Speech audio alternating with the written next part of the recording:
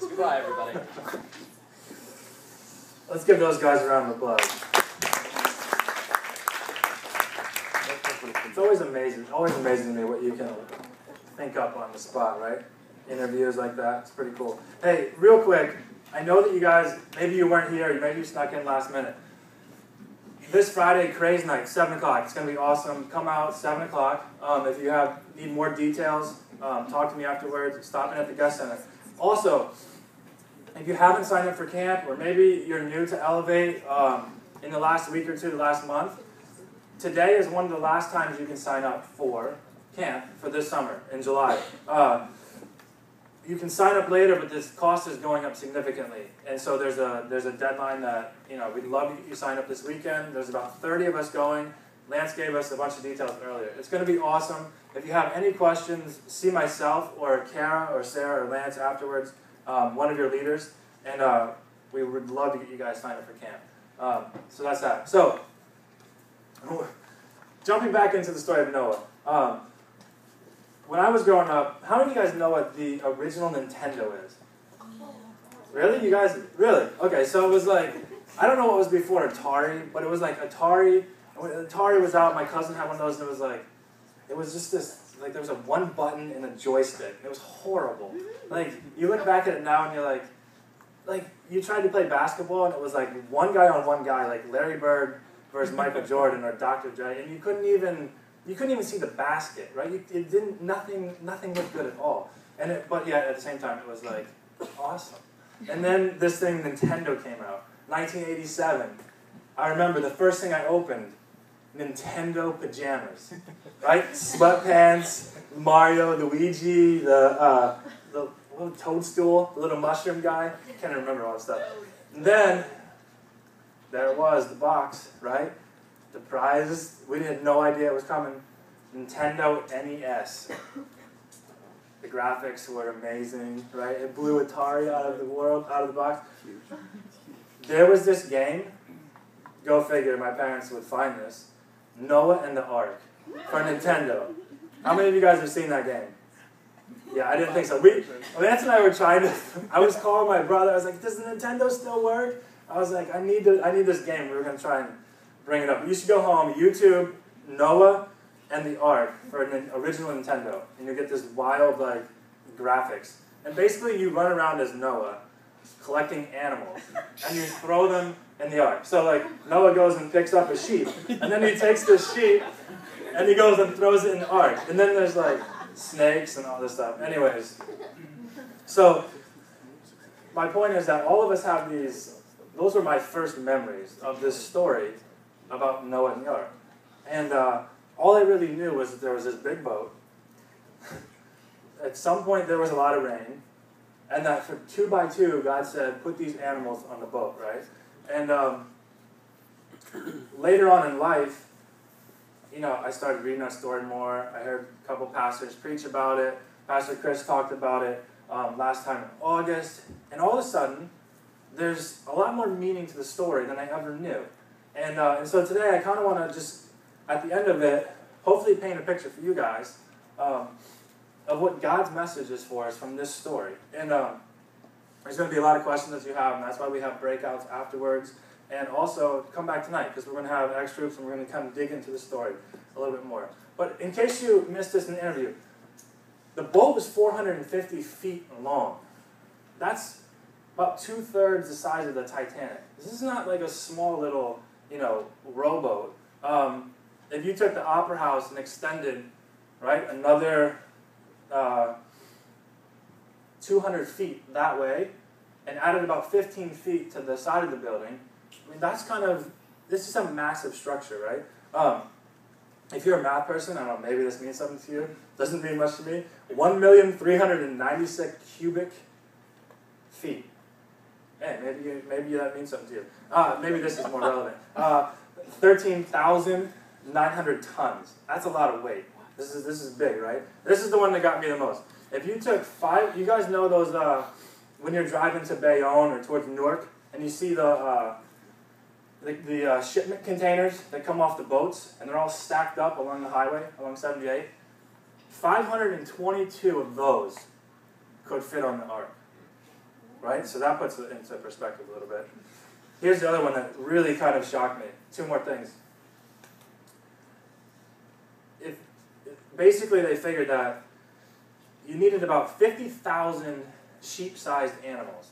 So if you took 50,000 animals about the size of a sheep, a dog, something of that size, that's about how many were needed if you calculated 2 of each animal based on what they think existed at that time. Well, if you look at the size of the ark, you could fit 125,000 sheep-sized animals. So which leaves this incredible room for, right, smaller sized animals, larger animals, all kinds of things. So that's pretty incredible. So like, as you do some of the math, what's recorded, historians have been able to add up over time from other documentation from the Bible, from different things that have been kind of data that's been collected through history. And this is the other thing that I totally forgot this. How many? We'll do a high over under. If you think that Noah was on the boat for more than 200 years, you're going to put your hand up. If you think that he was on the boat, 200 days. If you think that he was on the boat for more than 200 days, put your hand up. This is the amount of time once God closed the door to when God let him off. The amount of time, was it more than 200 days or less than? If you think it was more, put your hand up. If you think it was less than, put your hand down. All right, so if you think it was more than 200 days, put your hand up. You guys are right. Let's see it. What can you guys guess? How many days do you think he was on the boat? More than 200. How many days? How many? Way higher. You're close. 365. A year. Under 400. What'd you say? 365. Yeah, you're close. 370 days is what's recorded. Right? So, just think about that. And let alone the fact that we think that, based on what's recorded, it was somewhere around 80 to 100 years that it took Noah to actually build this thing, which is just nuts. I read this story and I keep asking myself, what was Noah thinking? What were the people thinking that were watching this take place? And so, here's kind of the big idea that I want to focus in on for a few minutes. And it's this idea of that God has a perfect plan for us. And specifically, he has a plan of salvation, a plan to save us. And what we're going to see over my next couple points is that Noah was given a perfect plan by God to save him and his family and those that were willing to get on the boat. And that same plan, God offers us a perfect plan to save us. And so there's a little bit of history that we have to know about kind of what was happening at this time. Well, in the ancient world, similar to our world today, they deserved judgment for their sin or for their wickedness. There's actually a verse that says, God became angry with the people because of their wickedness. He was ready to curse mankind and get rid of them completely, altogether. And it says that God was going to judge the world because of their sin. So God was promising judgment. But in the midst of this judgment, there's this verse that pops up right after God says that. It says, but Noah found favor in the eyes of the Lord. It says, Noah was a righteous man, blameless in his time. It says, Noah walked with God. And so this is a key verse as we kind of start into this story.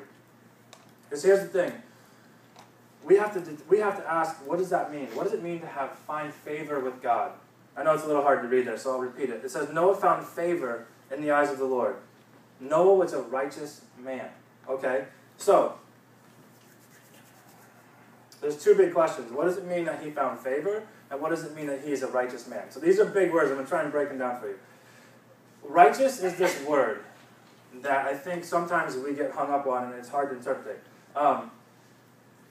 Just pretend for a second that you are a farmer and you have 1 pound of corn.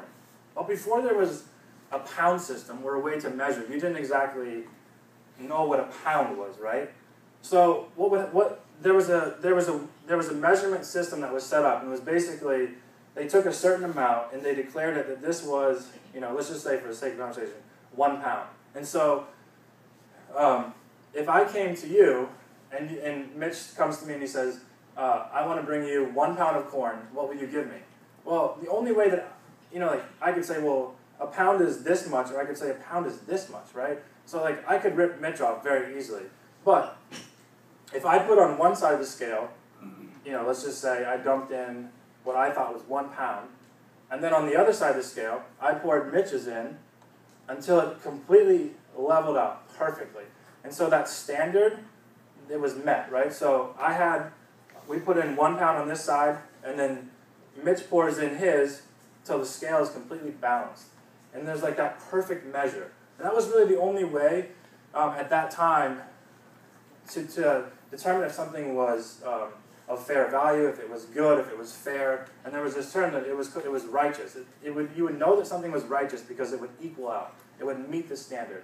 So if whatever the standard was, you would meet it on the other side. And when the scale's balanced, it was perfect. And so really, righteousness is about meeting or living up to, or it's meeting the standard. And so when we read about this story, God had set the standard that, right, the perfect standard, that sin was not allowed, that sin was not acceptable. And so righteousness